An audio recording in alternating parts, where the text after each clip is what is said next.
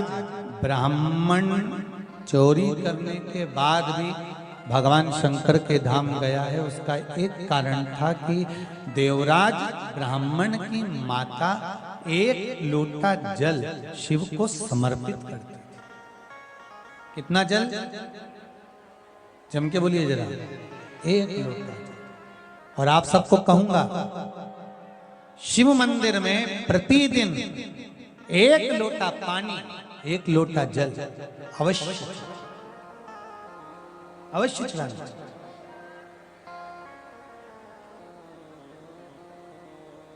एक लोटा पानी भगवान शंकर को अवश्य चाहिए। क्या होता है? 3 दोष समाप्त होते हैं एक लोटा पानी शिव जी को चढ़ाने से। 3 दोष। पहला पितृदोष, दूसरा वास्तु दोष और तीसरा कालसर्प दोष।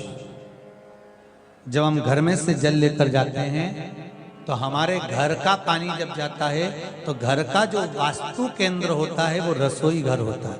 रसोई घर में से जल ले जाकर शिव जी को चढ़ाते हैं तो उससे वास्तु दोष समाप्त होता है। दूसरे नंबर पर है पितृदोष।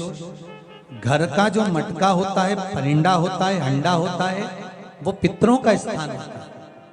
उस पितरों के स्थान पर जो जल भरा होता है उसमें से अगर भाग भगवान शिव को चढ़ाया जाए तो पितरों का देवता आर्यमा भगवान शंकर के कहने पर चलता है। इसलिए वो भाग जब शिव को प्राप्त होता है तो आर्यमा संतुष्ट होकर पितरों को भी फल प्रदान करता है। तीसरे नंबर पर कालसर्प दोष। भगवान शंकर को एक लोटा पानी अगर चढ़ा रहे हो, भगवान शिव पर एक लोटा पात्र जल का अगर चढ़ा रहे हो तो आपका कालसर्प दोष समाप्त। कालसर्प दोष होता कैसे? शंकर भगवान का चढ़ा हुआ जल तुलसी जी में चढ़ाने से पत्रिका में कालसर्प दोष हो जाता है। जैसे माँ जो होती है ना, घर की जो माँ होती है, अगर गर्भ में बच्चा है, गर्भ में संतान है, और वो शिव जी पर अगर एक लोटा पानी जैसे शंकर जी पर जल चढ़ाया, थाली में सारे भगवान को निला लिया, गणेश जी, देवी जी, शंकर जी, सारे देवताओं को एक ही थाली में रखकर स्नान कराकर वो शंकर का चढ़ा हुआ जल जब चढ़ाया जाता है तुलसी जी में ले जाकर लोग डाल देते हैं, उससे जो बच्चा जन्म लेता है उस बच्चे की पत्रिका में कालसर्प दोष आ जाता है।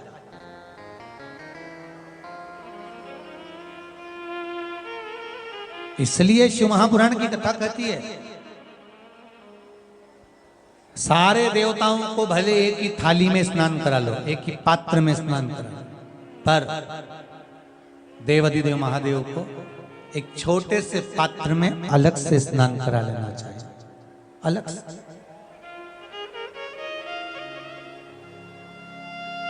और उस पात्र का जल शिव जी को समर्पित करा हुआ जल तुलसी जी में नहीं डालना।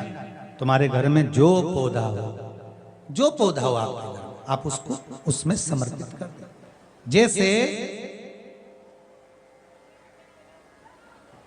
बेलपत्री चढ़ाने के बाद जल चढ़ाना या जल चढ़ाकर बेलपत्र चढ़ाना। एक पत्र है, बड़ा सुंदर है, छोटा सा भाव, प्रश्न अच्छा है, आप सबके हित का।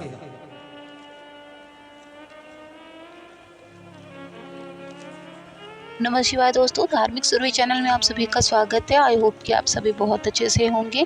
सावन के महीने में अगर आप मंदिर नहीं जा सकते कोई बात नहीं, तो आप अपने घर में अगर आपने शिवलिंग रखा है तो आप उसकी पूजा प्रतिदिन कर सकते हैं, ठीक उसी तरह से जिस तरह आप घर के मंदिर में जाकर करते हैं।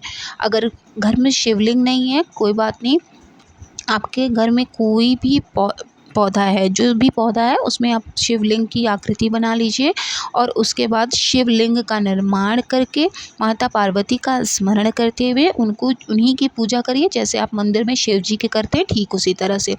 उनको भी आप 2 लोटा सावन के महीने में 2 लोटे का जल चढ़ाइए। हाँ, शिवलिंग के ऊपर, क्योंकि वो मिट्टी के हैं तो उनके ऊपर एक बेलपत्र ज़रूर रख दीजिएगा, ताकि मिट्टी जो है वो लिंग का जो आपने निर्माण किया वो पूरी तरह से खराब ना, ठीक है।